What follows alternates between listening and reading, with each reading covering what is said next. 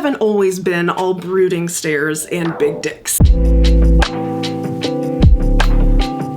Hi, I'm Jessica. Let's talk about Thornhedge by T. Kingfisher. Imagine a Jim Henson-y Labyrinth anti-fairytale story. That is exactly what Thornhedge by T. Kingfisher is. This is a surprisingly good story, guys. I don't know what I was expecting. It's super short, 123 pages, but it absolutely packs a punch. Thornhedge follows our main character, Toadling, who is the human component of a changeling exchange. Fairies haven't always been brooding stares and big dicks. I mean, historically, fairies have been sinister and mischievous, and they like to play practical jokes.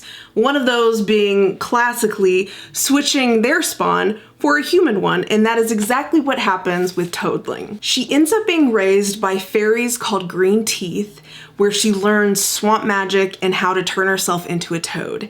It sounds crazy, but it is the most magical, labyrinthy, Jim Henson-y thing I have ever read, and I loved every bit of it. Later on in the story, Toadling is asked to prevent the fairy that changed places with her, to prevent her from doing harm.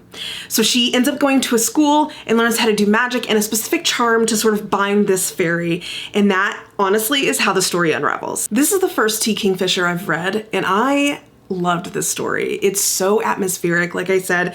It's very Jim Henson-y, puppety, and it's a really good palate cleanser between some of the romantasy I've been reading. For such a short book, it spans a lot of history, from the Black Plague all the way to the Muslim Inquisition, and she meets Halim, who is sort of this knight in shining armor, anti-knight, but he's cute. The story is cute. The writing in this is very simple and easy to understand, but it packs an emotional punch, and it had me crying. I'm not gonna lie, I am an easy crier, to be honest, but it did. It was so emotional for me. I just want to read you some quotes that I really like. She was theirs, they were hers.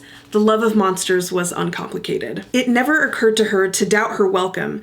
She was the gift of a child raised with love. No, I have many mothers. If I am hideous, then we are hideous together, and that made it easier because in her heart of hearts, she could not believe that her mothers were anything but beautiful. So ultimately, I don't think that Thornhedge is about the fantasy or any of the fantastical elements within the story. I believe it is about the love from found family, and that love sometimes isn't always enough.